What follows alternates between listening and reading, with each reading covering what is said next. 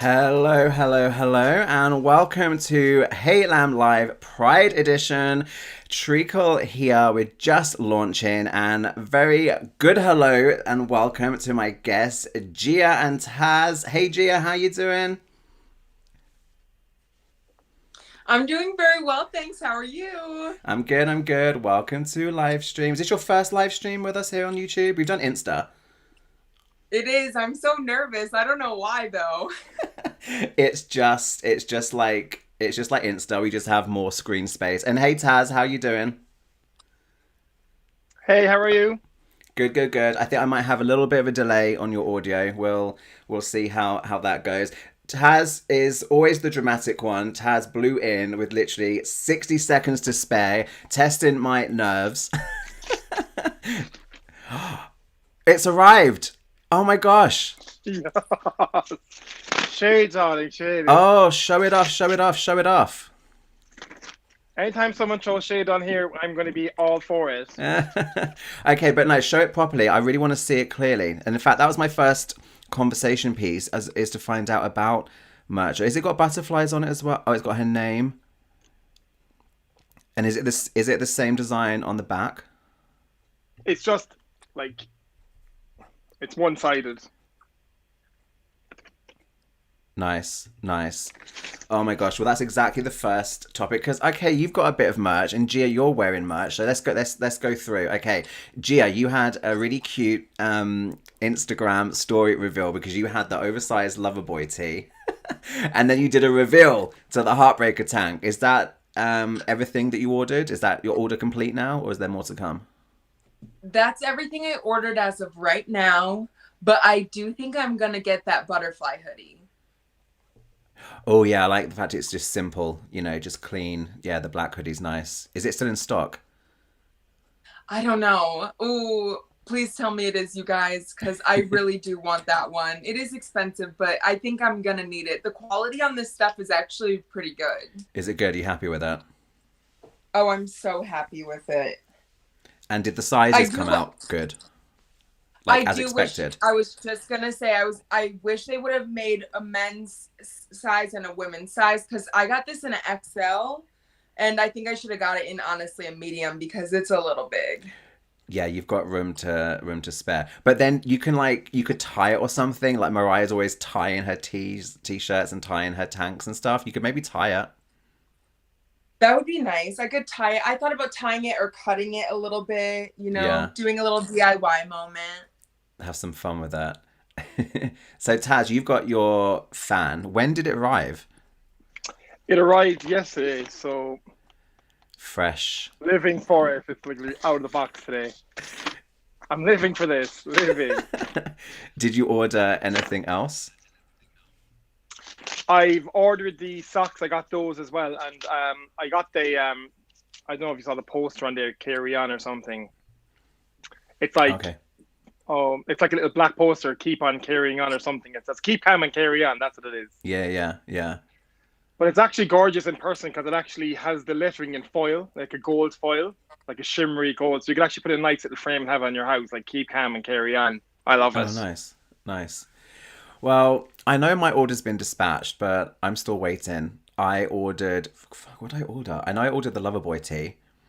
And I ordered another item. Oh, the fan. That fan I said. I was thinking of clothing. I was looking at Gia's orders. I thought I ordered two. No, I ordered just two items to start with because the predictable happened where I order from the US store and then of course it goes up on the UK store as well, which is frustrating because I never wait for the UK store. Because there's always a delay and it's not all the items that appear, so you have to kind of like chance it. Did you order from America, Taz? I did, yeah. I ordered from the Mariah Carey shop.com. Yeah, because that's where it all gets announced and that's where it all goes. And I'm not going to wait for the UK store because they may or may not add items.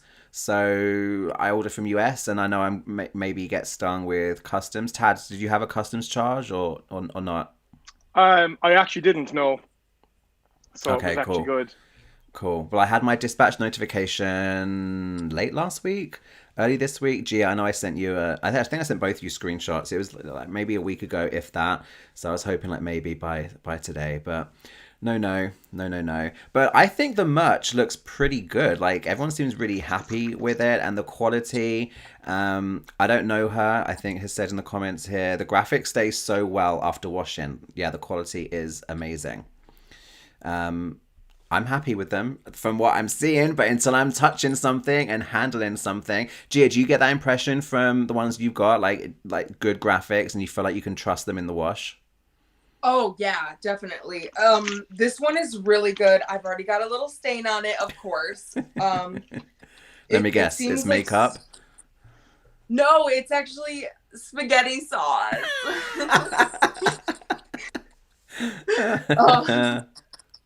But good guess though. But the Loverboy one is really good quality. It's on there. That Loverboy isn't going anywhere anytime soon. Do you have that to hand? Is it close by?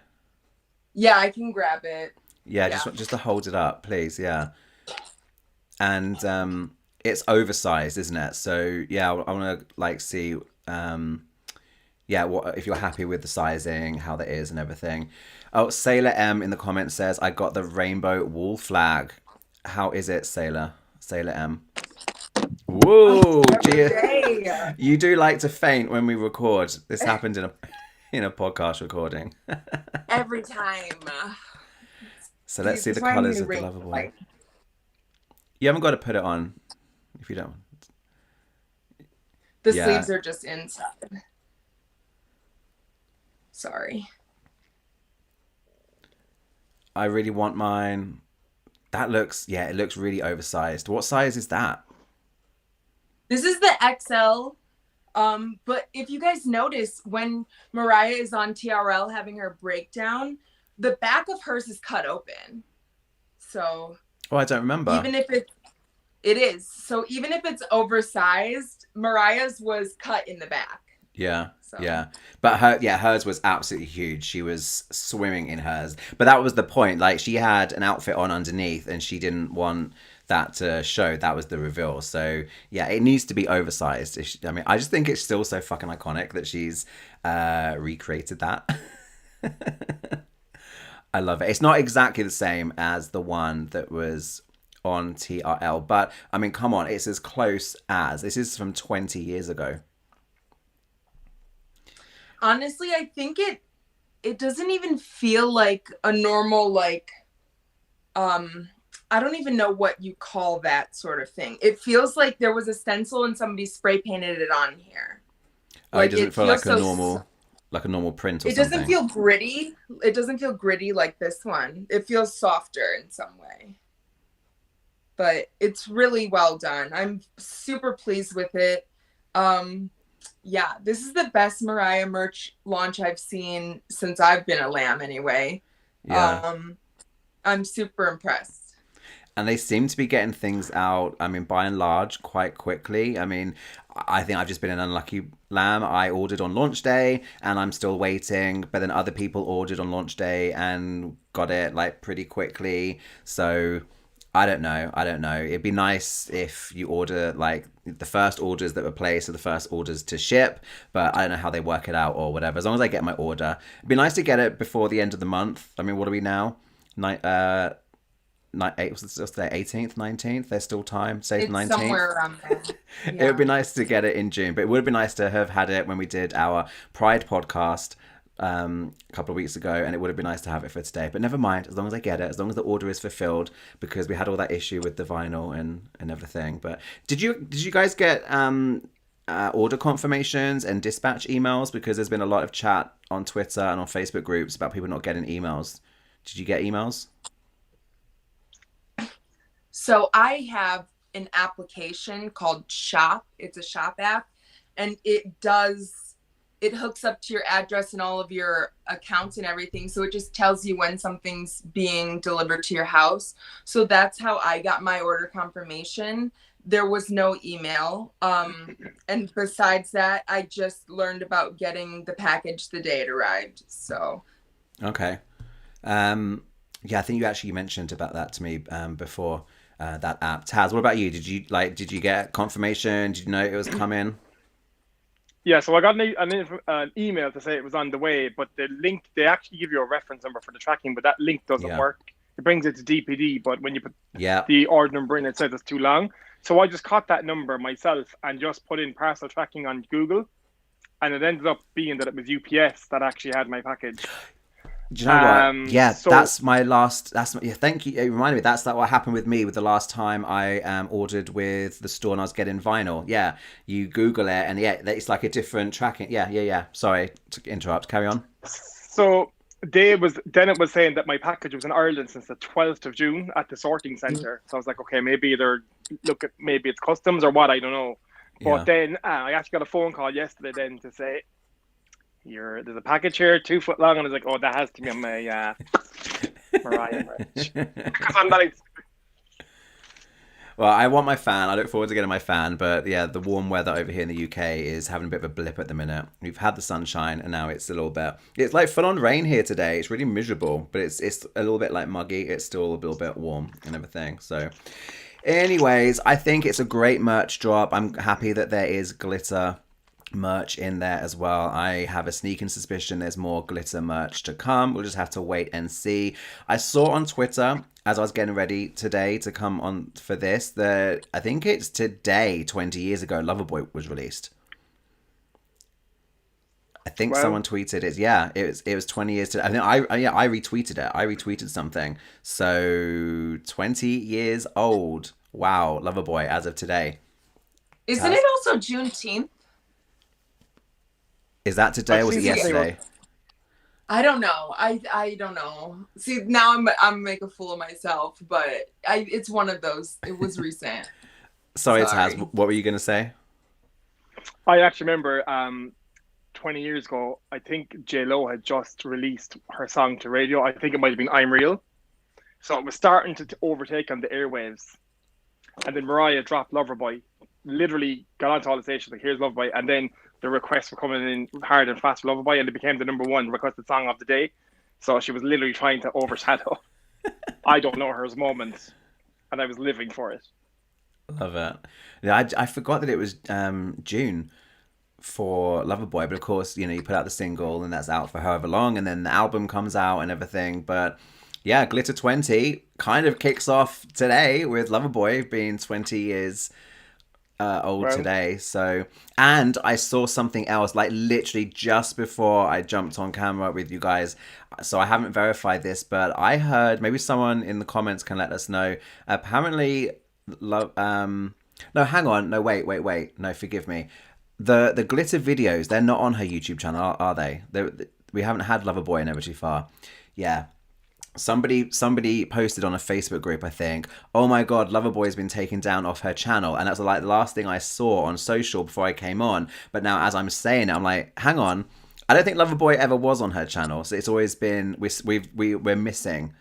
So if anyone can correct us in the comments, because I can't check now that I'm live. But yeah, I don't think we've got the glitter videos on her YouTube channel, so we need glitter videos. We need more glitter merch. We would like to have glitter on vinyl, but I've been advised it's very unlikely to happen, sadly. Omer was on the podcast a couple of weeks ago and he was speaking to some influential people, and it's just not going to happen. It's a lot of work, and it's not going to happen. Growing Ivy and Sailor M saying it was never there. Yeah, the glitter videos. Growing Ivy, Loverboy leaked on June 17th.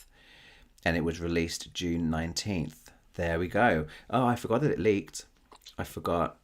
Wow. I can't believe glitter is 20 years old. Oh my god, it makes me feel so old. Like, I remember anticipating Loverboy, waiting for Loverboy. Oh my gosh. What do you hope we might get for... I mean, we've been speaking about the Pride merchandise, but what do you hope for with glitter merchandise? We've got a couple of t-shirts. Taking the vinyl away for a second, because I know we all want that, but I don't think it's going to happen. Ghia, is there anything that you would want to see come up on the store? I would totally rock a bandana top. Oh my gosh, how iconic. She could do a big bandana and then, people could wear it however they want. Or even a crop top that just has the print of a bandana on it. You know what I Okay. mean? Yeah, yeah. Yeah. Or, ooh, no, that would be too much. Never mind. What? But Go I on. was thinking the pink jumpsuit. What do you I was call gonna those things? say, I was gonna say like the pink cat suit. Can you imagine if she did? Yeah. Like, and girls can like rock that at the club or whatever, or like a swimsuit version or something. Yeah, but that seems a little complex for the Mariah's merch shop, but I don't know. Who knows? I think we'll get a few more like t-shirts and things, but that bandana moment is iconic. So she needs to. Oh, wouldn't that be amazing? Like, because she's doing things like notebooks and mugs, and the fan for Pride was cute. If she did that red bandana, like the Loverboy bandana, that would be cute. Taz, is there anything that you would like to see in terms of glitter merch? I think I'd lock the little bando as well. Fuck it, You'd Excuse my French. you heard it here. So Taz wants a bandana as well. I would love to see her do. I just feel like there's got to be like behind the scenes movie footage. I'd love for her to engage with the music and the movie in some way. I've got that wish list video of maybe she could do like a Rocky Horror Picture Show kind of thing. Maybe it's just a commentary. I would love for her to do an audio commentary with Debrat. Just the Actually, two of them with a splash watching the movie. So let's have it on Blu-ray. Let's have the music videos within the Blu-ray. Let's have some behind the scenes footage or just a few more bits and pieces, but let's have an audio commentary. I'd love that. I because used the to movie watch. was. Sorry, Taz. Go ahead, Taz. No, work away. It's fine. No, it's fine. Work away, Gia. Go first. Ladies first, Gia. I used to watch movies with commentary all the time to like learn the special effects and the behind the scenes tea, like Titanic. So I would be all about that. Yeah. Yeah, if I get I mean now we don't really we don't buy DVDs and Blu-rays, but I remember like as a kid like getting like The Simpsons on DVD, and they committed like audio commentary on every single episode. If an audio commentary is there, I will watch it. Taz, sorry, what were you going to say? I was going to say there because apparently glitter was really watered down. So because Sony wanted to maximize the amount of people that could come to the cinema, so I think it became like a 12s movie. But I think it started out being either a 16s or an 18s. Apparently the story was by Kate Laney, who done the Tina Turner. What's Love Got to Do with It? So it's supposed to be like a more grittier movie, but the powers that be watered the whole story down. So I would love her to go through the movie and say, actually, what was supposed to happen here was, but because of the corporate morgue, we had to go this route, or whatever, and maybe give out the original concepts and say, this is what, really say this is not the movie that ends up not being what I probably signed up for originally. Yeah. I've got a glitter script somewhere, and I think it's so someone sent me a link and I downloaded it and I had a quick flick through, and it's either a script or a treatment, but it's like page. It's so long, but it was explained to me that it's the original. Like it's got the stuff that then got like watered down and stuff, and I completely forgot that. I think I've got it saved somewhere on my computer, but I've had a quick flick through and I've not had time to sit, because like if you start it, you're going to have to go all the way through and finish it. Even if it is just the actual script that we ended up with, it'd still be fun just like read through it to remind myself. But oh my god, if it actually is something like pre-edit or like before it was watered down or something, I mean, I don't think that's something that I'm meant to have. I don't think that's something that's meant to be shared around, but we'd have to kind of like talk about it or something. I need to vet this. I need to vet this document, and then if it is legit, I need to share it with you guys. But yeah, let's have a quick touch base with the comments. Growing Ivy, like they did with the Grease on 25th anniversary.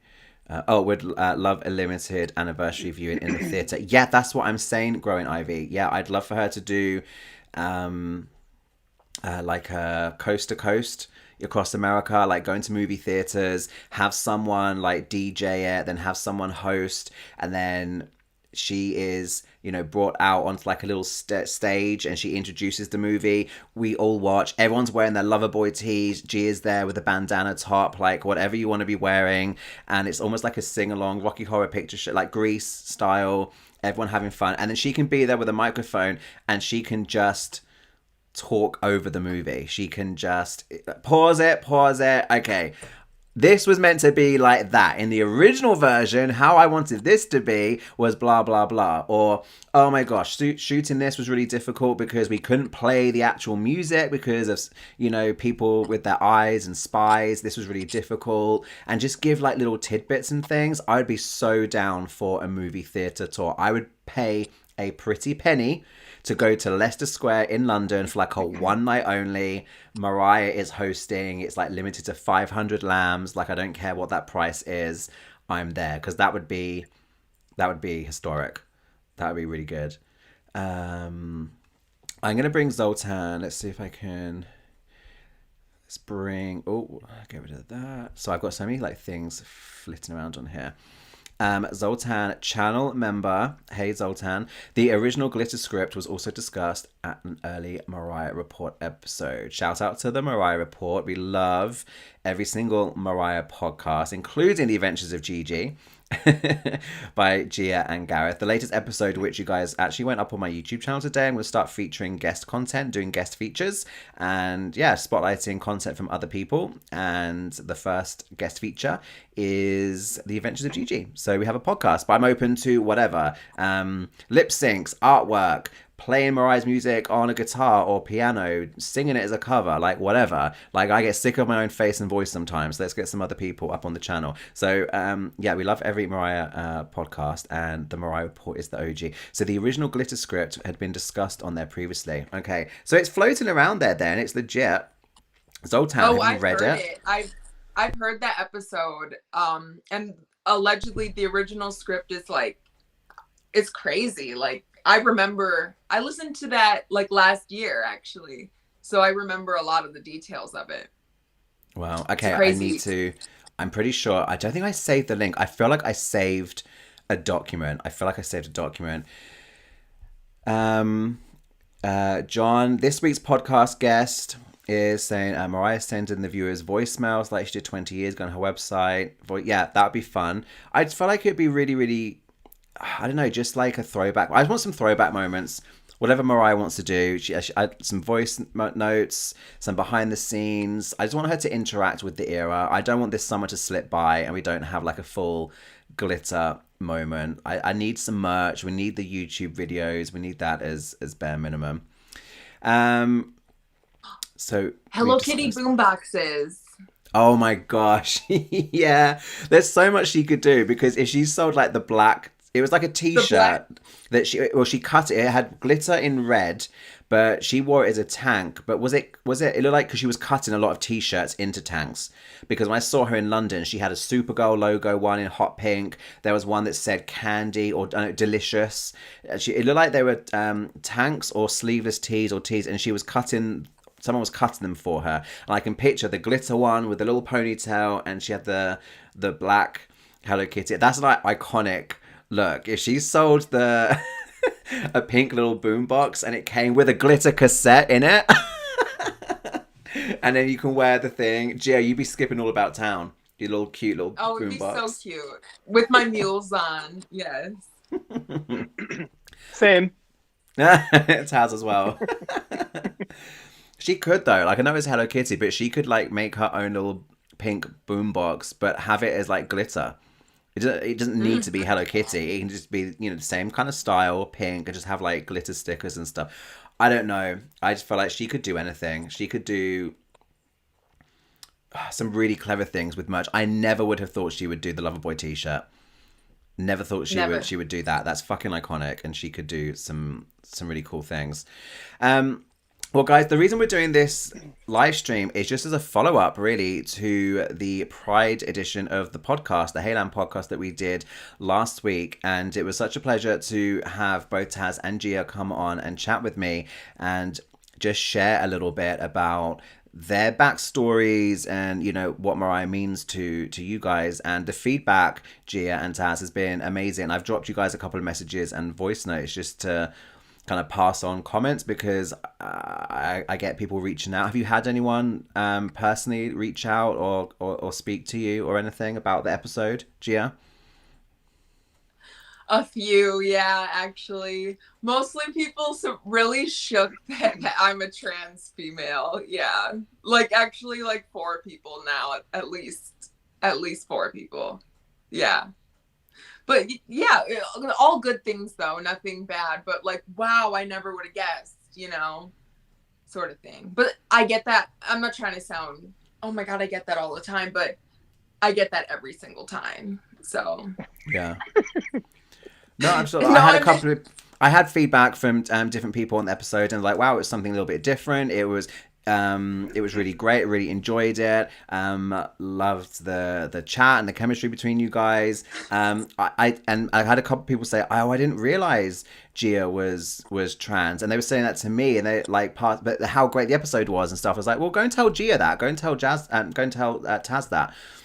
They were like, oh, but I don't want to almost, oh, I don't want to be like rude. I'm like, you're not being rude. I'm like, people said to you, Ghia, that you've had like feedback, but the heart of it was they just really enjoyed it, and they really enjoyed hearing from your perspective, because I love what you said about the song Butterfly. Tell us again a little bit for people that maybe missed that, how, because I've never heard someone relate to the song quite in that way. So you can just remind us of your connection to the Butterfly song. Okay. Well, in relation to me being trans, I found Mariah at a really like pivotal moment when I needed to separate myself from a super toxic situation. And it was an abusive relationship, and I was in it for 2 years, and I was into super old school music. I was like super against like the mainstream music that had just been coming out. So when I found Mariah, it was like the coolest in between moment. And then when I like did a deep dive and got into like the real songs and I heard Butterfly, I knew that it was time for me to exit that situation. That's not like exactly when I left, but that's when I knew I needed to leave. So, and it's when I got the strength to feel like I was honestly worthy of a stable relationship that wasn't toxic. And I stayed in that because I was trans and I felt like I deserved that, and like I'd never get any better. But I realized like I deserve better. I am better. I have had better.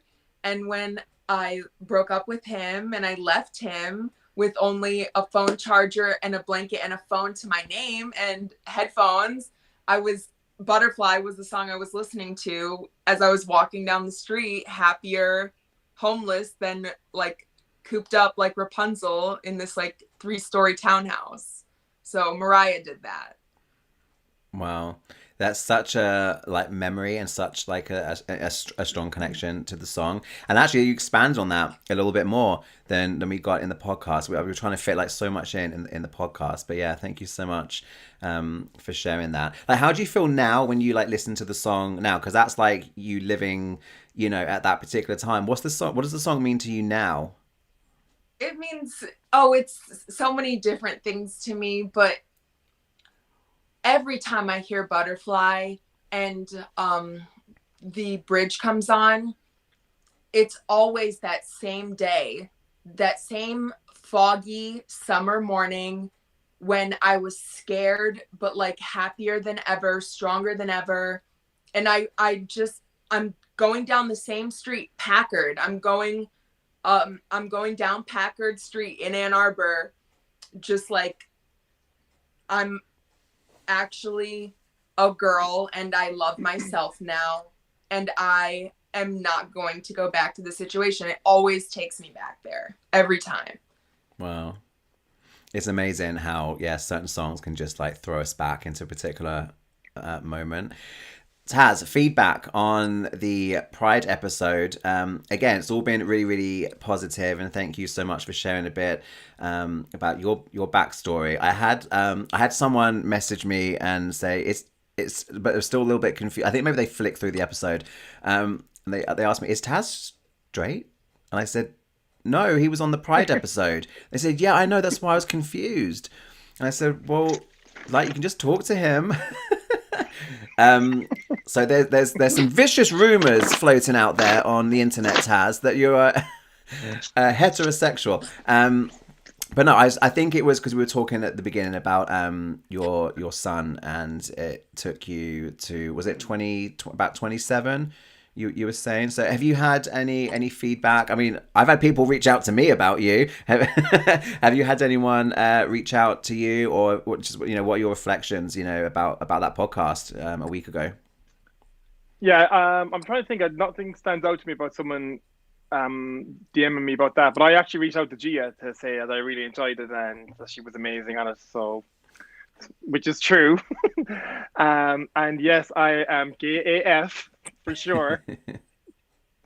I just think thinking back on the episode, I'm glad I done it as well. Glad I got involved. And as I said, look, if it even helps one person in the closet or any gay lamb or whatever, if it helps only one person, then for me, job done. You know what I mean? Yeah.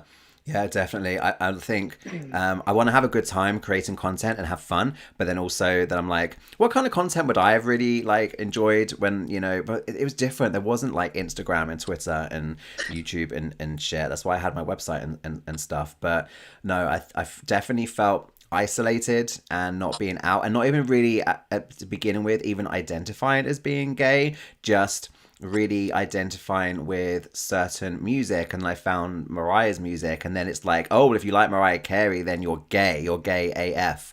And then you feel like, attacked with a label, or thrown, like this label gets thrown at you, and you're like, oh, I don't know if I am, or I don't know, and you don't have anyone safe to speak to. And so having message forums and things before, Facebook was a thing and stuff, just connecting with other people online and just, oh, you like Mariah too? You like Mariah too? And then I'm going to Glitter and seeing Glitter in Leicester Square with other lambs, and I wasn't out. I didn't even really know what I was or how I identified, and there's all this pressure from society and stuff. And I had a good few friends that were quiet and patient, and they knew that, they must have known, but they didn't push me or rush me, and we kind of need friends like that.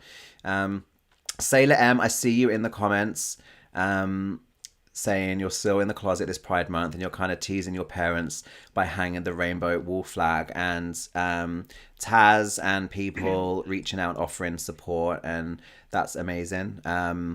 Yeah, you got to go at your own pace. Absolutely. That's the only thing you can do. There is no timeline. There is no right or wrong.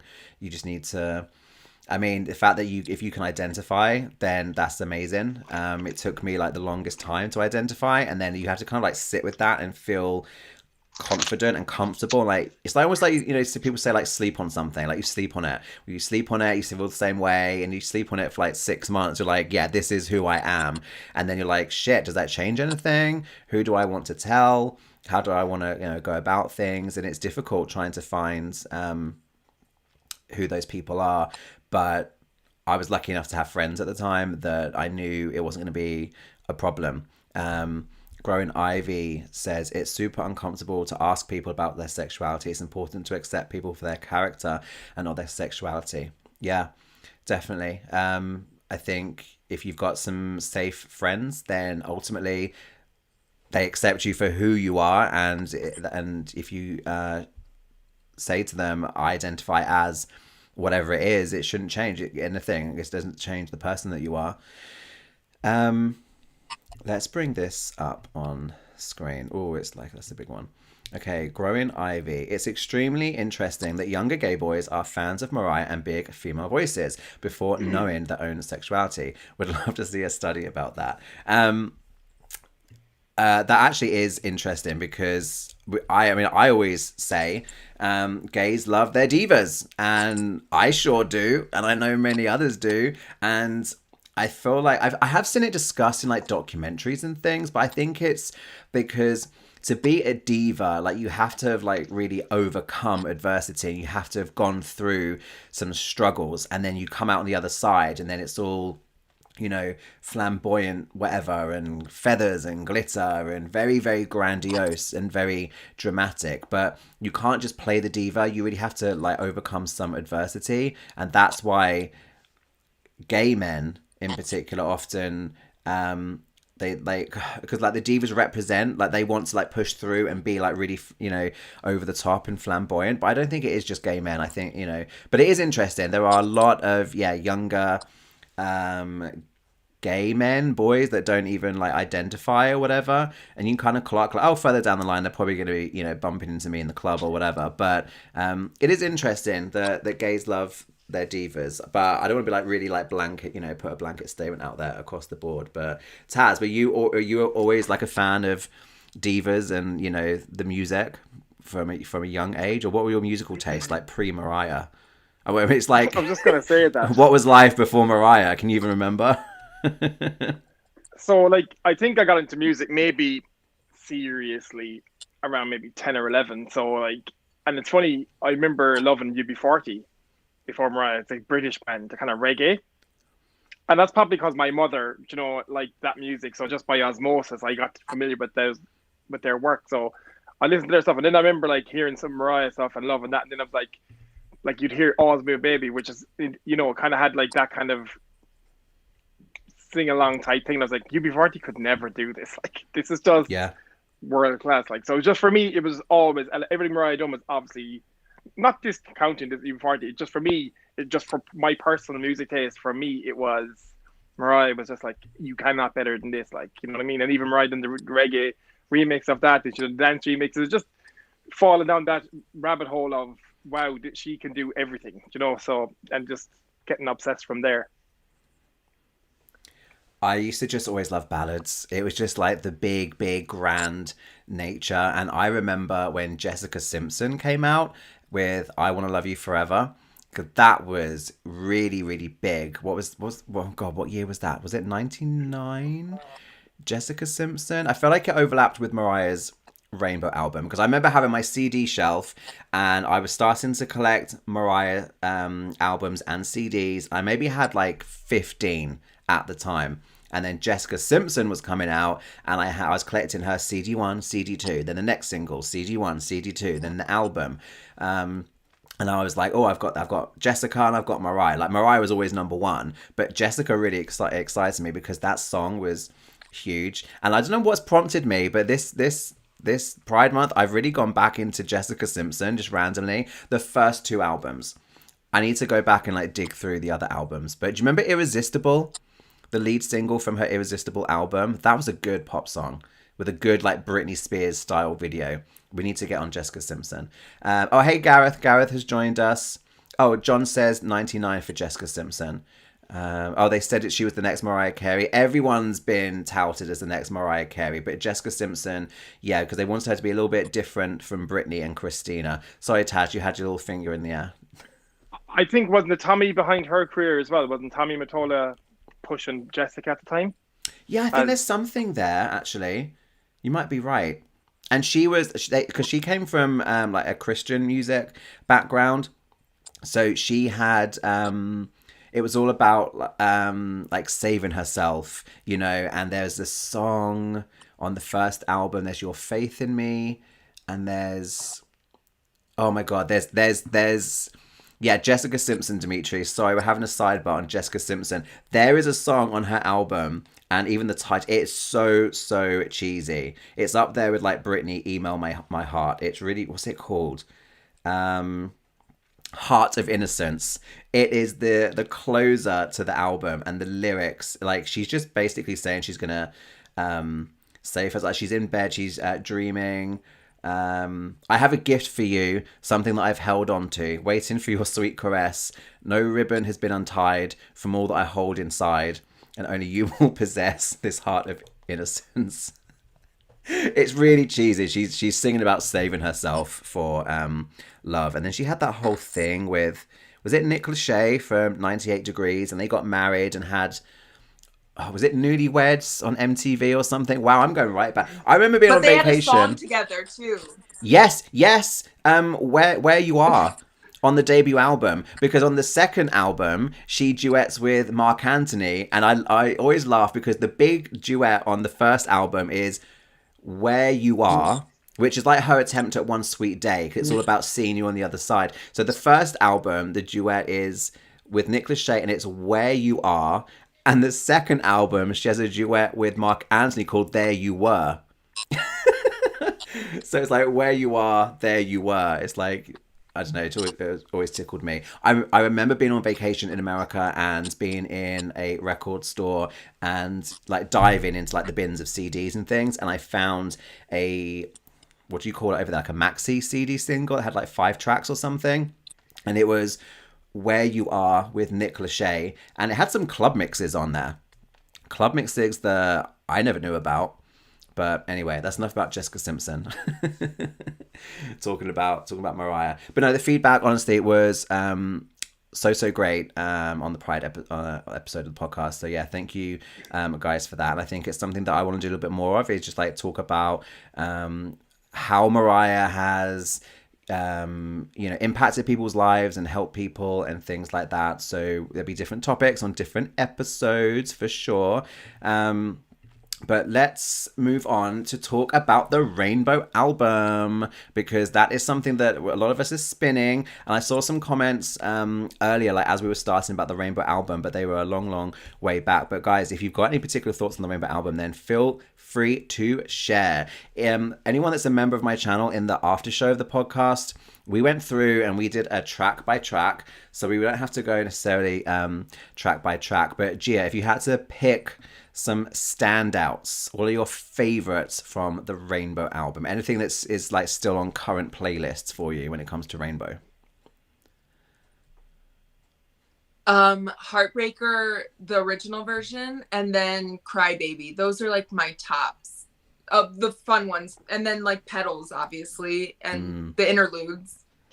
Yeah, we get 2 interludes on this, but I guess it's I don't know, is it a convenient way to pad out a track listing? Don't forget the album was put together in like 3 months. She locked herself away in a castle in Capri for like 3 months. Love Heartbreaker, love both both versions, but there's some really deep moments on the album as well, obviously. Taz, what are your favorites from Rainbow? My favorites from Rainbow probably would be the Heartbreaker remix as well, and Cry Baby. And my son loving Ex-Girlfriend at the moment, so that's his probably favorite Mariah track at the minute. He's always like, can we put on the Rainbow album every time? Wow. I love it. Ex-Girlfriend, How Much, and Did I Do That are probably for me the ones that I don't go to. But I like Heartbreaker it's just up there with Dream Lover, Fantasy, Honey. Like those lead singles are just forever iconic.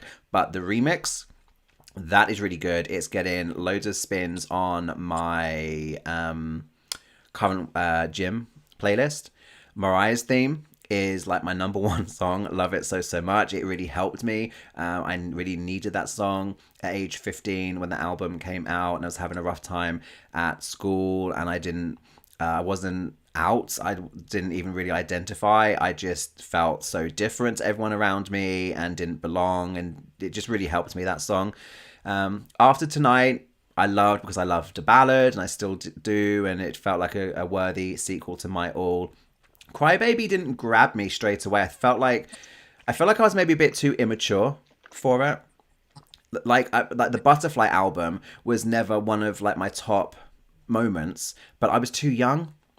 I was too young at like 18, 19 to like really, I felt to really understand it, because I wasn't really into like her backstory. I didn't really fully, I was like, oh, she got divorced. Spread your wings and prepare to fly. Cool. But no, there is so much more, especially now with the memoir and everything. Like now I feel like, oh, I finally kind of get it. But yeah, no, I didn't really appreciate certain songs like Cry Baby. For now, I absolutely love it. It's one of my top 3 on the Rainbow album. Yeah, I think Petals, Cry Baby, and Mariah's theme. They're just so good. How do you guys feel about Thank God I Found You? Because that's one that seems to divide people. People call it like her worst number one, and try to like paint a picture that even she isn't like a massive fan of it. I don't know. Ghia, how do you feel about Thank God I Found You? I love the remix. Straight to the remix. You don't like the regular version? That's my skip, girl. Against All Odds and Thank God I Found You can get off the Rainbow album. And then it's a perfect album for me. Oh my gosh. No, I really do need Against All Odds. And I like Thank God I Found You. But it's just, I don't know. Taz, help me out. How do you feel about it? It's too One Sweet Day for me. I know it's trying it. Yeah, it's trying it. It's never going to be One Sweet Day. It's never going to be. Taz, how do you feel about it? I loved it at the time when overplayed it, like obviously whatever 22 years ago at this point. But I feel like even when I listen to it now, I don't have the same love for that I did back then. So maybe it may have aged or something. I don't know. It feels very schmaltzy and kind of, as you maybe say, forced to try to be One Sweet Day. So I don't. But the remix forever will always be like a banger. So like the Joe and Nas remix like is sick. Yeah. Such a groove. Love it. We actually played the part of the instrumental to the Make It Last remix as the opener for this live stream today, because I just love it. I love it. So I think we got the instrumental on official CDs and stuff. I know now we've got like everything pretty much on EPs with MC30, but even back in the day, we got the Make It Last remix instrumental on CDs. I do think that Thank God I Found You is a little bit, what's the word you use, like schmaltzy, or like a bit too, almost like sickly sweet in a way. It's almost a bit too much, but I like it. And actually, like that, I'm not like musical and like technical, whatever, but that song like really there's some really low parts, and then it goes up, and there's a lot going on. I think maybe potentially there's a little bit too much going on, and I did find it weird that she is singing with, was it 5 people? Because there were 4 guys in 98 Degrees, and then plus Joe makes 5. So there's 6 of them all together singing this song, and it's a lot. It's a lot. I don't know. I'm glad it's there. And I do like the end of the album. I do like that we've got, you know, Rainbow Interlude and Petals. I Thank God I Found You. I think that sequencing, it's nice. It's very satisfying. Like I like how at the end of Memoirs, with An Imperfect Angel, you know, we've got Languishing and I Want to Know What Love Is. I think there's certain albums that finish really strongly, and I think that the end of Rainbow is sad with Petals, but then it gets a little uplift and a little bit pretty towards the end. Shout out to Justin, one of my channel members. Justin says, I can do without Thank God I Found You. It sounds like something that was binned from an NSYNC or 98 Degrees album. Wow, Justin, tell us how you really feel. No, but this is what I mean. Some people just aren't here for it. And I was watching some interviews around the Rainbow era, and she was addressing that at the time, everything was like pop, pop, pop. And she was kind of saying, well, I could just do a pop album because that's what everyone's doing. That would have been like the big thing, but that's not really my bag. And she's there with like the rainbow top, but it's like the one that's in the corner on the screen now, where it's spray painted, but it's not the album cover one. And I was like, that's interesting because 99 it was pop, pop, pop, and she kind of is doing a bit of pop with Heartbreaker, but I don't know. Taz? So I have a question. Who do we think she is singing Thank God I Found You about? Because I think there was a bit of shade to Derek on Cry, or Did I Do That? Your conversation, Pay for Week or whatever. So I wonder how, at that point, was she seeing Louis? Was that Louis Miguel, I wonder there? Because he was supposed to be on after tonight as well, was it? I think it's Lewis, because again, I was watching, because I was trying to see, are there any good like interview clips that I could like bring in for this live stream for audio, and everything was like really bad quality because it was like transferred from VHS, and the interviewers are playing like her music in the background like quite loud. I thought it's not going to work for audio only, but there was one interview and they draw her attention. I think it's that guy, Ghia, we watched him on my channel, the guy in America that kept popping up like really thin lips. And he was talking to her backstage at Glitter. I think I've watched something of him, and he's always popping up every album era in the 90s, early 2000s. He was definitely talking to her for Charm Bracelet, possibly again Emancipation. Anyway, he drew Mariah's attention to the thank you messages in Rainbow. I haven't read those for years, I'll be perfectly honest, but there's a little bit of Spanish in there. There's a little that's like a quick little line, just like a few words, and they show it on camera, and he asks her about it, and he directly asks, "Is that for to Lewis?" And she says yes. And I tried, and that was it. And just before Taz, he mentioned "Thank God I Found You." I can't remember if he specifically asks Mariah, "Is Thank God I Found You dedicated to Mariah?" Oh, Growing Ivy says, "John from MTV, thank you." Yeah, it's a Rainbow interview. I can't remember what she was wearing on this particular interview, but she's yeah, so apparently, yeah, here we go. Thank you. So yeah, yeah, Thank God I Found You. I think it pretty much is confirmed. Yeah, it is dedicated to Lewis. And I was looking at interviews from the Rainbow era, and people are asking her directly in interviews, like, "So are you in love? Last time I saw you, you were pretty loved up. Are you still in love?" And she does get a bit coy, and she kind of like smirks, and she's playful, but she pretty much just says yes. Like, she doesn't like really try to shy away from it. And I'm like, oh, I wonder how she feels about looking back at these interviews. And and you know what else I watched recently? Completely not related to Rainbow. I watched the video that was for Love Story, because there's that kind of a video, but it's not really an official video. It says at the beginning, the graphics are, "This is the love story of Nick and Mariah," and then at the end it says, "Happy anniversary, Nick and Mariah." So it's like it was made on their first anniversary, and there's footage of them from like the Bye Bye video, but she is singing, she's lip syncing Love Story, so she's actually done it for Love Story.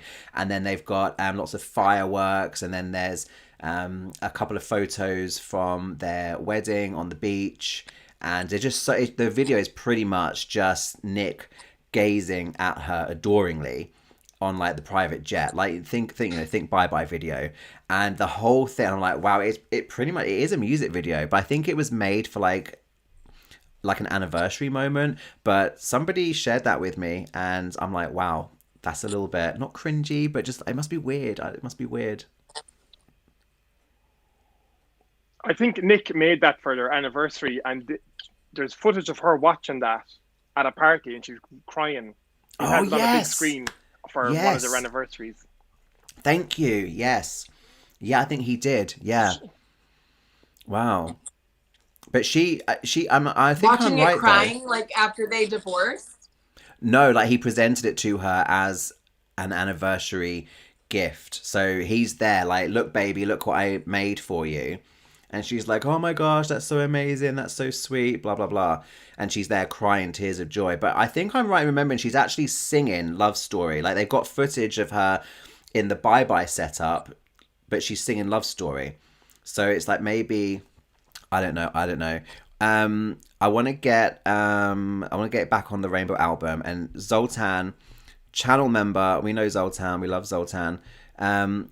He says, "Do you remember the copyright issue with Thank God I Found You? The writer of one of those love songs by Escape." And then he followed up with, "Escape sued her." No, I need educating here, please. Taz, you're nodding. Tell. I don't remember this. Yeah, I do remember at the time. I think the writer of the song definitely took it to court, but you definitely can hear. I had Escape's album because they worked with her for the Mariah remix, so I had that album. I actually still have a physical copy, but I do remember the news at the time that the writer of that song was saying that the chord progressions or something were very similar. You can kind of hear it, but I think it was laughed out of court anyway, I think. Wow. Zoltan, anything to add to that? Let us know in the comments. I don't remember that. There's been a few people that have come from Mariah, but I think it happens because she writes her songs. People are going to. John says the songs are actually quite similar. Zoltan says listen on Spotify. Wow. I honestly don't think, I'm like racking my brain, I don't think I ever knew that. I don't think it's something that I have forgotten. I just think it's something that I never knew. Wow. Okay. That's interesting. Any other thoughts or memories from the Rainbow album, you guys? I've got really random ones. Like, I remember the Heartbreaker remix video being played all the time on MTV. And Taz, what were the music video channels over here? We had. Do you remember the Box? Was it the Box? I don't know if you had the same ones in Ireland that we have in the UK. Did you have the Box? We had the Box, maybe Kiss, a couple of the ones from what I can remember. Magic, maybe, I don't know, but I do remember actually the interviews around the Rainbow time were real fun. Mariah was really having fun. She was going buying a burger with the brass, and she had a $20 Yeah. and having the chips around New York. She really was having so much fun. It was a total new side to Mariah. I mean, actually, Yeah. really, you were actually falling more in love with Mariah because you were seeing more of her actual personality. She wasn't controlled as much, so I think it was real time to that era, that whole Rainbow era was really Mariah showing her personality off. She was kind of being very diva. She had the British kind of Bianca Of persona. course, yeah. She had her little Mariah isms. Might as well if you have a little extra things like this. It was really campy, and Yeah. you'd fall in love with her. Like, Yeah, we had the birth more. of Bianca. The interviews are fun. She looked beautiful. I love like the little clips in her hair and what she was doing with her hair and everything. The interviews were a lot of fun, and she is just a lot freer. So much. I remember like her interviewing with Andy Peters over here in the UK. There were a lot of good interviews, and she did promo specifically for the tour as well. Here's an interesting one me to kind of touch on. We haven't discussed it, but there was the intention was there was going to be a duet version of After Tonight. I don't think it was. I think she said a couple of times it wasn't recorded. I think maybe they started or they tried. The intention was there, and she certainly has spoken on it. But it was, what did she say? It was the key was too high. It was too high for him. Or Their something? voices didn't blend. Is that what you remember her saying? Hello, can you guys hear me? Yeah, I can hear you. I think maybe we've got a delay. You said that it was like a voice blending issue. That's what I remember hearing, was that their voices didn't blend. Okay. So voices not blending. Maybe I read somewhere that it was about that it was a little bit too high for him or something. So maybe it was both. Taz, do you remember some kind of commentary from Mariah on this back in the day? Yeah, something like that. Now, something along those lines didn't blend or didn't sound right. It just canned it for whatever reason, but it didn't ever see. I'd say they probably like that went into touching it. Really didn't probably finish it off. I'd say it was never polished off as a. It just didn't work. Their voices like that probably just he was kind of way deeper, and I suppose I don't know, just didn't happen anyway. Yeah, I'm kind of glad. Wasn't there supposed to be parts where he was singing? Parts where he was singing what in I thought there Spanish? was a rumor that he was singing some parts. Yeah. Yeah, I didn't hear those rumors, but I could certainly imagine that. I mean, I'm glad that they're not on record together. I don't know. It's just weird. Like they were so like in love. You know, it was like a fling. It wasn't like a long term thing. Like I'm really glad that we don't have Mariah like on record with Nick in like any capacity, because I just wouldn't really be down for that. Zoltan brings up the Heartbreaker remix at MTV Europe Awards. Yes, Taz, you've chatted about this before on the channel a little bit. Remind everyone about the MTV Europe Awards. Yeah, so that was in Dublin. So hey, it was her first time ever performing even in Dublin. So she's like, other than the Caution Tour, she's never had a Mariah concert here, even though she has Irish heritage. So that always irked me, but it is what it is. And then someone else mentions there on the comment as well about being on Trevor Nelson's The Lick. So that was like an after show of that night. So Trevor Nelson had like a thing in Temple Bar or somewhere in Dublin afterwards, some event, and Mariah came along and was kind of quite drunk actually, and she was singing the Heartbreaker remix and holding out the mic to the crowds and having living her best life. So yeah, that was a moment as well. But that all happened in Ireland. So I've seen that clip and it is amazing, because I really loved it. She was wearing jeans with the cut-off waistband and that black vest top that was barely doing its job keeping her together. Like it was really sexy. Ghia, have you seen this video clip? Like it's major side boob. Have you seen it? Sorry, can you? Which clip? Was she expecting or is it with the dress like that? No, it's she's wearing jeans with a cut off waistband, and it's a black like a tank top, but the cut of it, it's really like booby friendly. You get a lot of side action. And it's rainbow era. She's pretty drunk in the I'd have clip to as see well. it.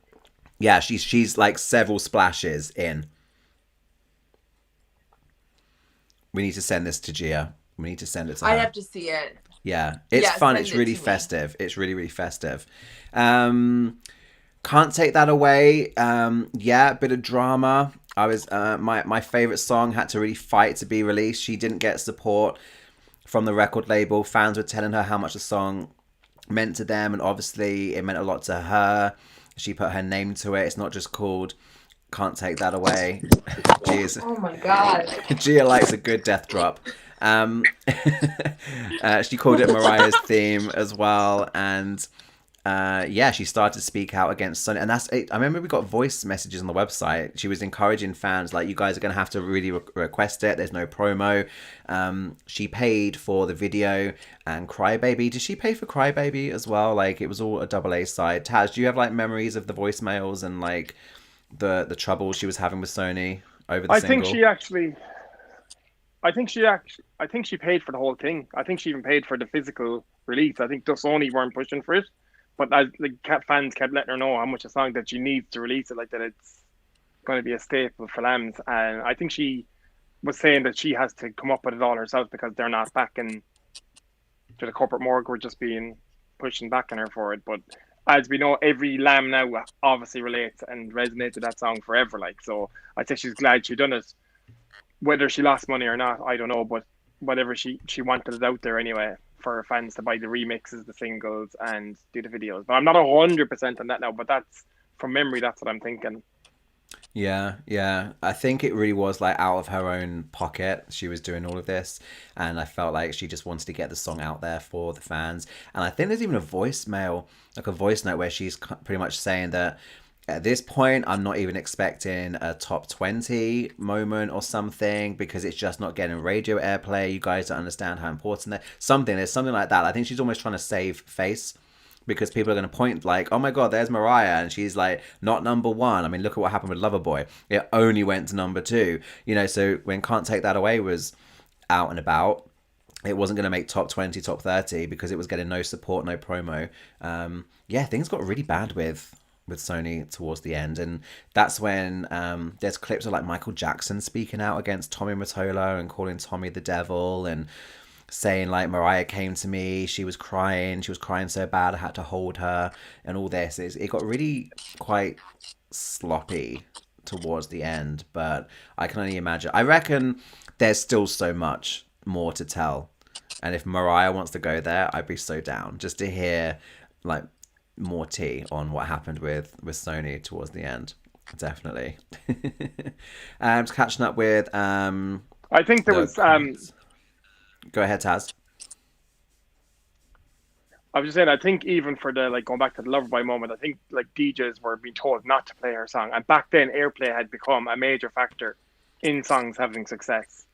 So without the radio airplay and without radio being on board and probably behind the scenes being told not to play the song by the powers that be, it obviously gypped her getting that number 1. So she should technically have 20 realistically, but DJs were buying the single, but it was enough to get it 2. I mean, it outsold the next single. I know it was on promo, but all singles were on promo. Even the Destiny Child, I believe, was on the 49-cent promo. That's just what it was. Yeah, I think they pulled Can't Let Go as well because they wanted. The Emotions album was ready or something, but I mean, I think there's a separate like video, like the songs that could have been or should have been number 1. Can't Let Go, Shake It Off, Hello being blocked by We Belong Together. What else came close? Loverboy. So there's 3 more.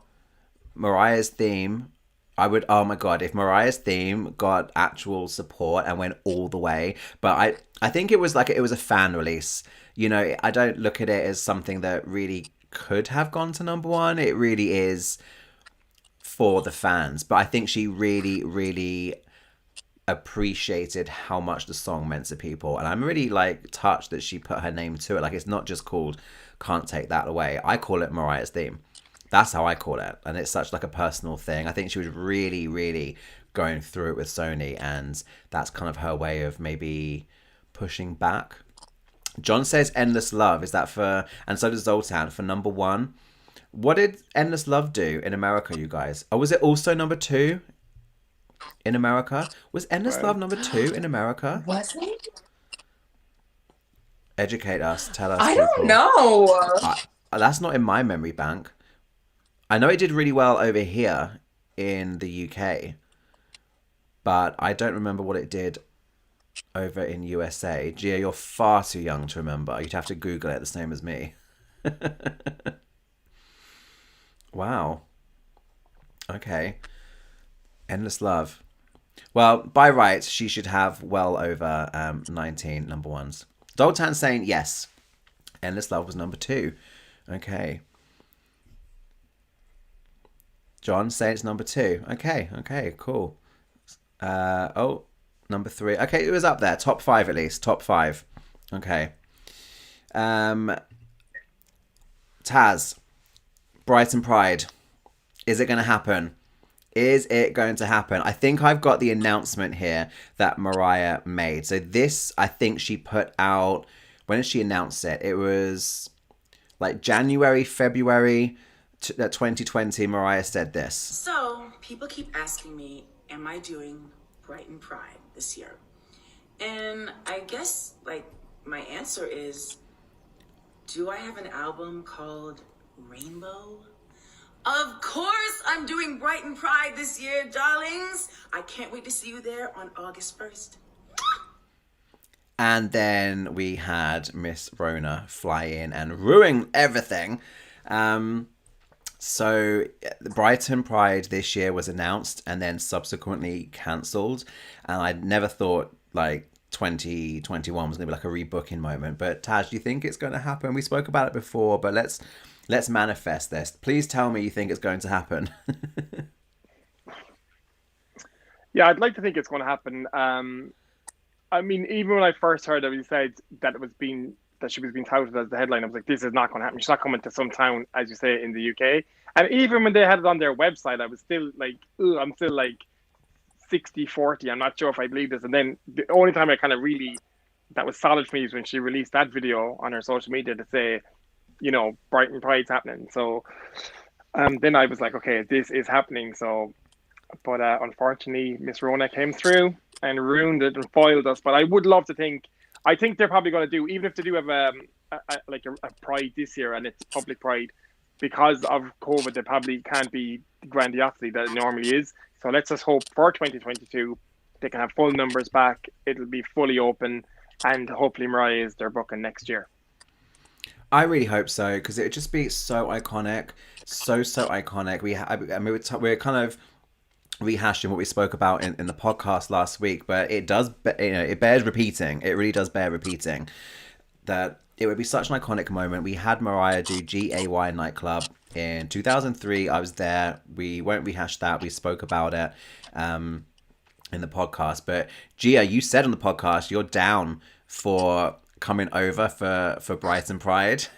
You want to come over?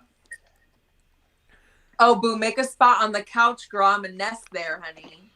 Well, I think Gareth is down, so I'm going to volunteer Gareth to put you up. I've got limited floor space at my pad. You're very welcome, but we'll all meet up in Brighton. I think I'll be putting Taz up, but you and Gareth need to meet, and then you can do some podcasts in person and stuff. That would be fun for you guys. Yeah, okay. I'll stay with Gareth, then we all can have a meetup and meet in Brighton. Yeah, you and Gareth need to do a whole like Instagram live, like in the room or whatever, and do some podcasts like in the room and stuff for, you know, doing it across the pond over the internet with time difference, it would be so much fun for you guys to actually be in the same room together doing it.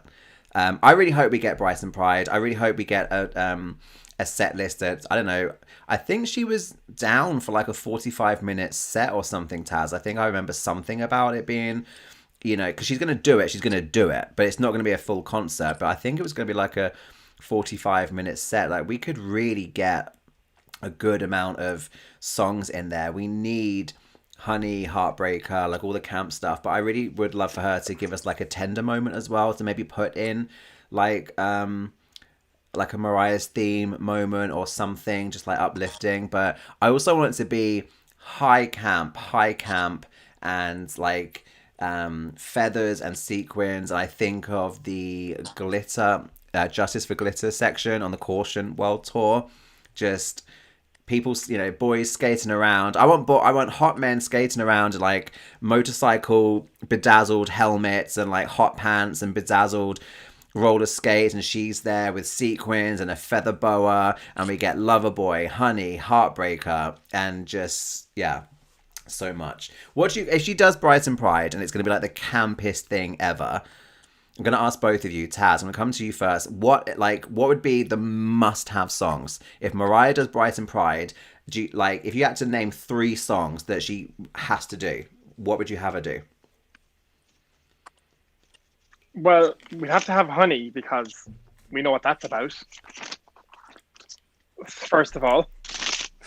Yes, we do. So, but I would actually love if she had, like, say, done Honey and then, like, somehow put it into the dance remix.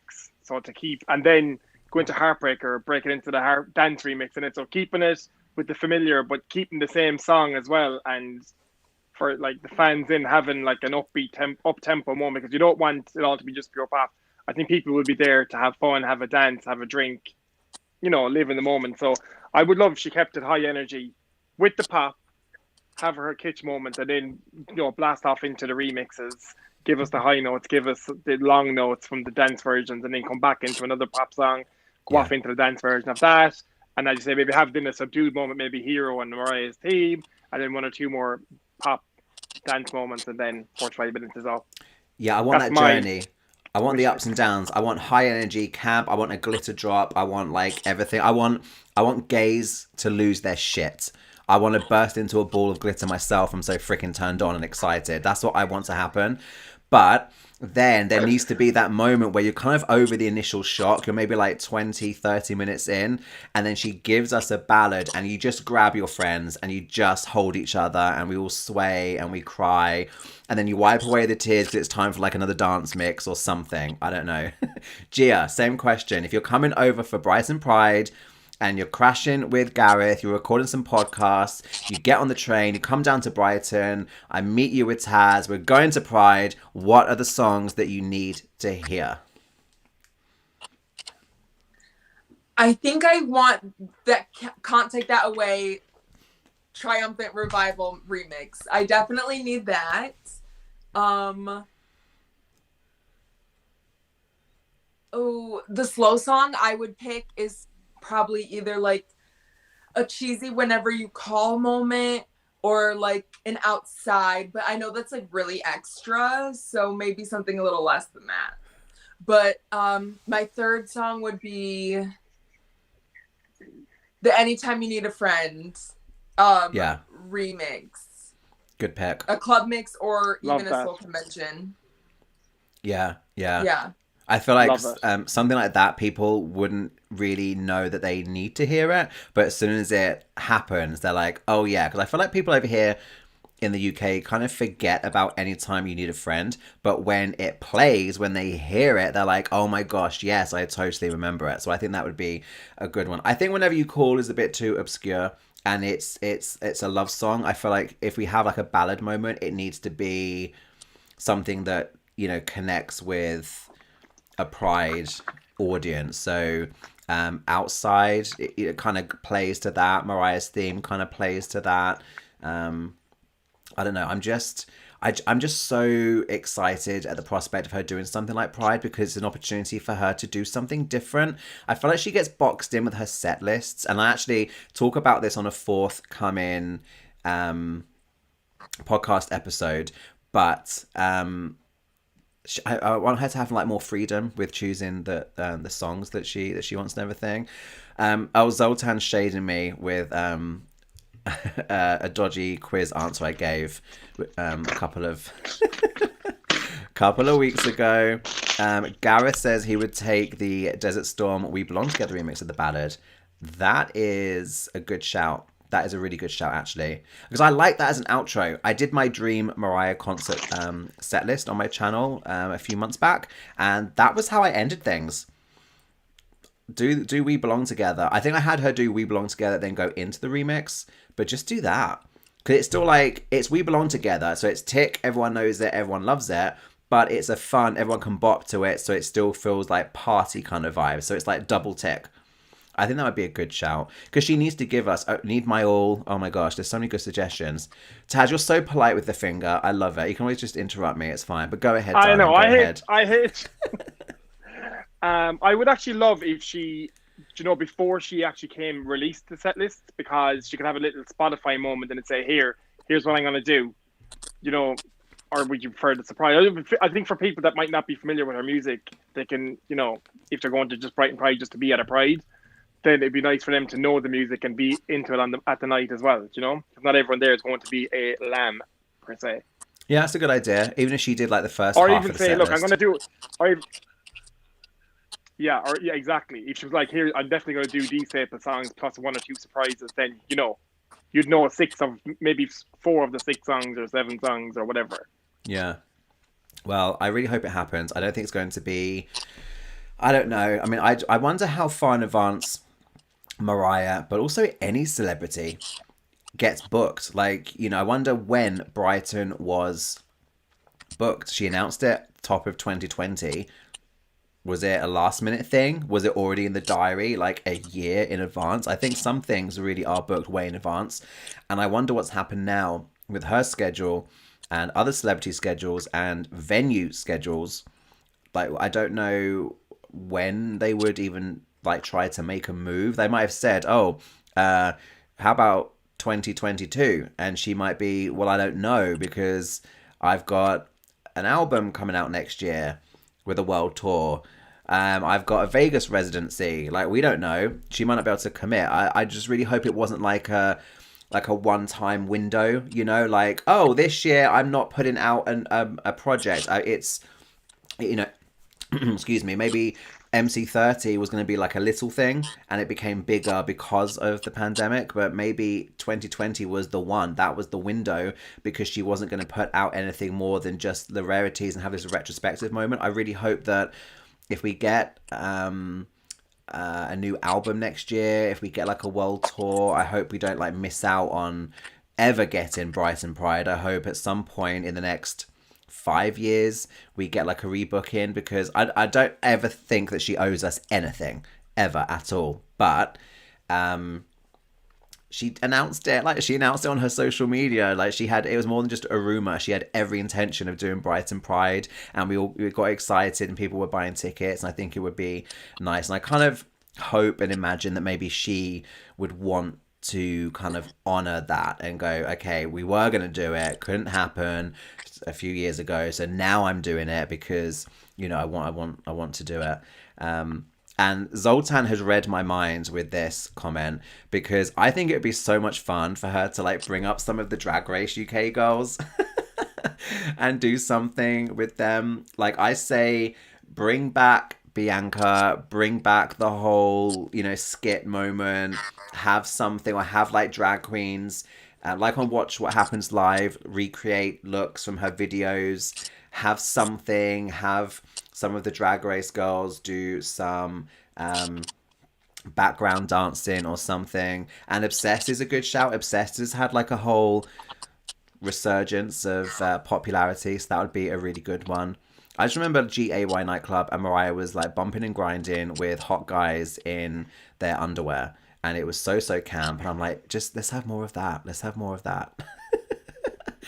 Mariah on stage. Someone just put UK Hun Live, yeah. Can you imagine though? Honestly, if If Mariah wants be another iconic. UK, if Mariah wants another UK number one, wait for Drag Race season 3.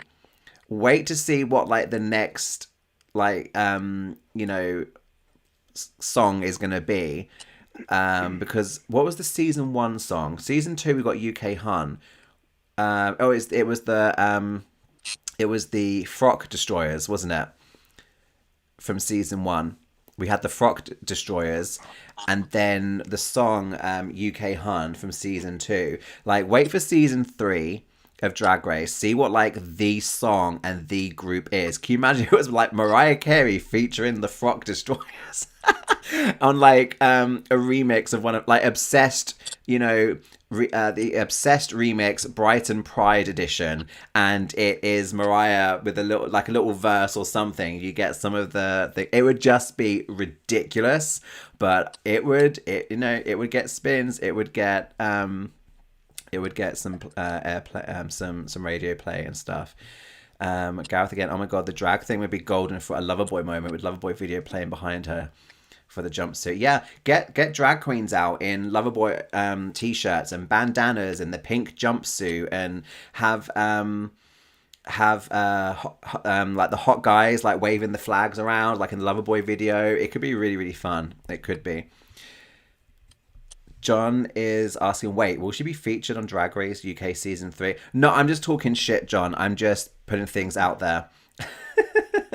But that would be amazing. I would love Mariah to do something. I feel like Drag Race UK will feature UK people. If Mariah's going to do Drag Race, which I've discussed before, I think it would be like the American one. But we'll see. We'll see. Okay, right. We are coming up towards the end of the time we have today, kids. So if I can get my bits and pieces together. I've lost my screen. There it is. We are going to move on and play Spin, Pin or Bin with the Rainbow album. So you guys that listen to the podcast, we play this at the end of every episode, and I played it with Ghia and Taz. It's a Rainbow edition. So quick reminder of the rules. I'm going to pick 3 songs at random, and I'll show you the list in just a second, because it's the Rainbow album plus a couple of extras. Spin is going to be love it, keep it, play it now. Pin is I'm not sure, maybe another day, put a pin in it for now. And bin, Ghia, for you darling, trash. Nope, throw it out, never get to play it again. So it's spin, pin or bin, but we are going to play the Rainbow Edition.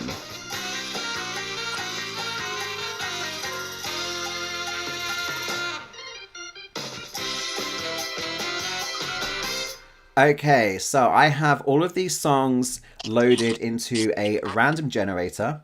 So we have every single song from the Rainbow album, plus a few extras. We've got the Heartbreaker / If You Should Ever Be Lonely remix, the Morales Revival Triumphant mix that we were giving some love to earlier. We have the duet version of Against All Odds, and we also have the Make It Last remix of Thank God I Found You. So they're loaded on a random generator. Here we go. Let's see what comes up. Song number 1, if my generator wants to load. I hate this website I use sometimes. I'm going to go to another one. Bear with me, kids. Bear with me. While I'm loading my new one, give us a little insight into your thoughts on the original. Ghia, I'm going to go to you. Against All Odds, because I need a minute. Oh, I've lost them both. This happens sometimes when we play the game. Okay, right. Bear with me, kids that are watching. I've lost both my guests and my random generator isn't working. Why does it happen when I go to the game? That was me, Taz. You didn't do anything wrong. And here comes Ghia. Okay. Gia's coming back. That was me. Something happens when I go to the game. What the fuck? And I think it's me. It's the software. And I really, I even tested this before we went live with you, Ghia. When I go to the cutaway and I play music, when I come back, I lose guests. It's happened in the past, and I don't ever want to do that on live streams anymore, because that's 2 separate live streams that's happened. Hello? Yeah, we can hear you. Okay, I thought it was me or my signal. Are we still live? Yeah. Can you guys... Oh, we're still live on it. I Yeah. was just say Instagram. Are we still live? Yeah, I didn't crash. I lost you guys, and you had to dial back in, but we're still live. We're coming up to the end. Oh, okay. Right. What were the 3 songs? Well, I'm just about to pick. Yeah, my random generator crashed, and I lost you both. It all happened at the same time. It's very dramatic. But I'm ready now. I've got you guys. Last few minutes of the live stream, and the first song is "Can't Take That Away," Mariah's theme. That's the first one. Oh my god, the second one's "Cry Baby." No, this is already too hard. And the third one is "Heartbreaker, If You Should Ever Be Lonely." I'm not going to cut away to the screen showing everything because I don't want to lose you guys. So the 3 songs are Mariah's theme, "Cry Baby," and "Heartbreaker, If You Should Ever Be Lonely." So, spin, pin, or bin. Ghia looks like she's in physical pain at the prospect of making this decision. So I'm gonna give her a little longer. I'm gonna come to Taz first. Taz, spin, pin, or bin? Do you know what you want to do?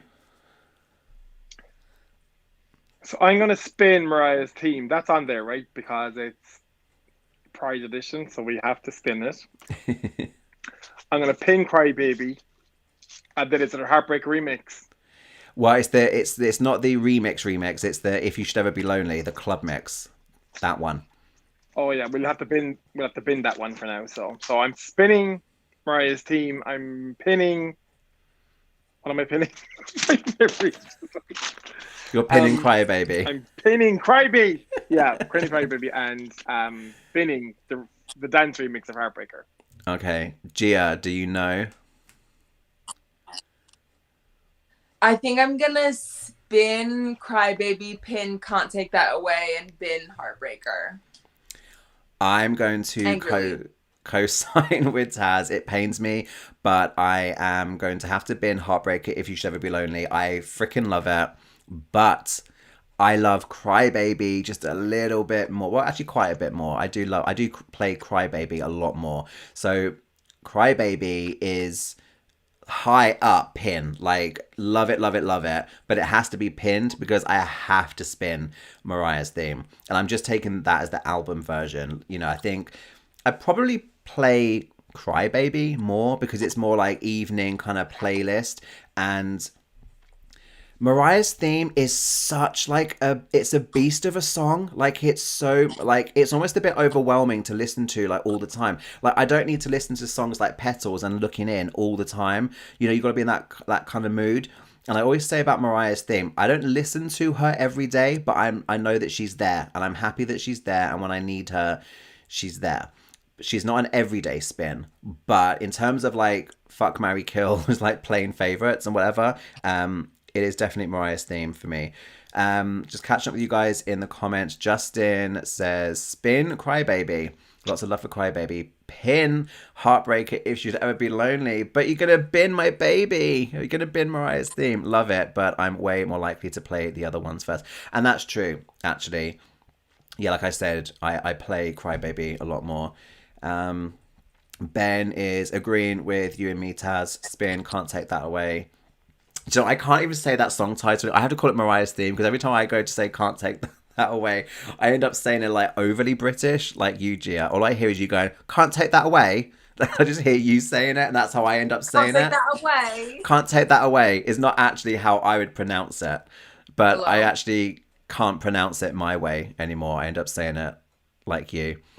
Ghia, you've got like absolutely nothing in the right ear or something. You keep dipping in and out. Well, I can hear you consistently. Girl, but we get... I have had nothing in the right ear this entire time. I'm telling, like, I've been pretending like I'm in tune with everything going on, but like I have nothing in any ear. Like I can't even see my ear, girl. Oh, bless you. Well, you did very, very well. We've come to the end. You faked it very well. I couldn't tell, but I know that you guys have joined on mobile device. I think it's quite obvious. Taz is on mobile. We're getting almost a paw by paw tour of his face. Taz is on a mobile device, and Ghia, you're on mobile. And the software we use it, I think actually it's actually asking quite a lot to do a live stream on a mobile, because you guys have got to see yourselves, you've got to see everything else. And Ghia, I'm not even going to ask you if you see the comment section, because that's probably asking too much for your phone display on the live stream. But if you were on a computer, then you'd get the comments up on the side. I'm on my computer. I get a nice little dashboard. I've got my little sound effects. The excitement is bubbling over inside me. So I've got a little soundboard for little things. You look confused. You don't remember that from the Pepsi ringtones? No, I just. Say what? Oh, see, no, I just. For me, I can barely see us, you guys. Like, it's really just like. I can't. I haven't seen a single comment. I haven't seen the. It's fine. It's fine. Well, Everything's we're fine. going. I did the best I could. You did the best you could. You did the best you could, and you did very well. We'll wrap things up, and then this should sit on my YouTube channel, so people that popped in couldn't watch the full thing, they can catch up. People that are arriving late can catch up. And Ghia, you can go and see that actually, apart from me losing you guys when I went to the game, it flowed pretty well. We did pretty well, kids. Ghia, thank you so much. You can catch Ghia on Instagram at _queen_G, and you're also on Twitter, Ghia. Do you remember your Twitter handle? I feel like I'm reaching for the stars asking this question. Do you remember it? It's you are reaching. You guys should add me on Instagram. She's on Twitter. If you find her, well done. In fact, if you follow me on Twitter, I've tagged her a few times about this live stream. So Gia's on Twitter, but you want to catch her on Instagram. She lives on Instagram Live, and sometimes you get like a little almost nudie Rudy show in the bathtub without any rose petals. She's just there with the minimal soap suds. You can catch Taz on Instagram at Taz Conway, and Taz, your Twitter is Taz Irish Lamb, and you're a social media junkie. You're on both quite a lot. And I'm nude on everything as well. He's not. He's teasing. His hits would be through the roof if he were, but he's not. Ghia and Taz, thank you both so much. Guys, go and catch Taz on social media. Mariah knows him and his son, so get involved. And Ghia, you can catch her on The Adventures of Gigi.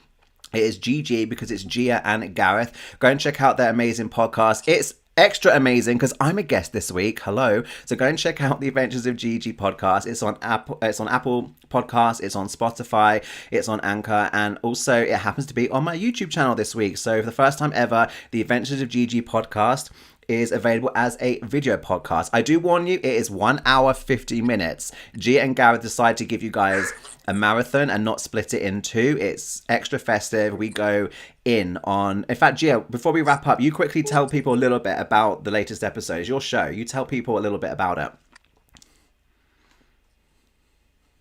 Okay, so the episode is completely inspired by the game Spin, Pin, or Bin, which you all just witnessed. And we obviously needed to have Treacle on because, you know, friend of the show. So that's where the idea came from. We were struggling to come up with something that we all could do together. And then I thought of this. We wanted to do a Lost Songs episode for a long time, called it The Bin, and we're like, fuck it. Like, let's get Treacle. Yeah. And it was loads of and fun. It's good. I love it. But what oh I do God, love, guys, we were is filming forever. We were filming a long time, but we did have lots of fun. Taz, sorry, what were you going to say? What I was going to say there is I do love like how you guys all support each other because of, you know, I'm sure there can be like cutthroat with other like, oh, I'm not going to mix with The Adventures of Gigi, or I'm not going to call up the Mariah Report. We're all here at the end of the day to support Mariah. So I do love that there's a kind of a crossover and everyone can support each other. We're all here at one goal and give Mariah full support. That's what we're all here for at the end of the day. Yeah, absolutely. Treacle's my friend. Like, sorry, this connection. I know you're on a delay. Sorry. I was just going to say that, yeah, exactly that, Taz. We're all there to support Mariah. I enjoy listening to other podcasts. I listen to The Adventures of Gigi. There is the Mariah Report. There's the Mariah Podcast. And it's fun to make content, but I have fun. Like, I need content to listen to as well. I don't like editing myself back. It's nice to listen to some other voices and some other people as well. Sorry, Ghia, I didn't mean to cut you off. We had a little overlap there with the time delay. Oh no, you're good. I was just saying that you're my friend, and like before we even had a podcast, like we were all tight in each other's DMs. So like it's not a big thing. Yeah, all with love, all with love. So go and catch Ghia and Taz on social media. Go and check out the Adventures of Gigi podcast on Apple Podcasts, Spotify, or if you like to watch, then you can check it out on my YouTube channel. That is the end of our live stream. We are going to wrap up. I've got a couple more live streams coming up. Next week it's Lamb versus Lamb. It's a live quiz. That is going to be fun because I have got channel members coming up on my screen. So Zoltan, I need to get a firm answer from you. I think I still had an option from you. Justin, I see you. I need to get your email address. So I need to email all the members about time slots and things. And then you guys, 2 weeks today, it is my 1 year anniversary on the channel. My first Mariah video went up 50 weeks ago. So in 2 weeks time, it is the 1 year anniversary and there's going to be some fun things happening. So stay tuned for that. Ghia, Taz, thank you both so much. Taz, enjoy the rest of your evening. Ghia, enjoy the rest of your afternoon and evening. And I will see you guys on social media. Thanks.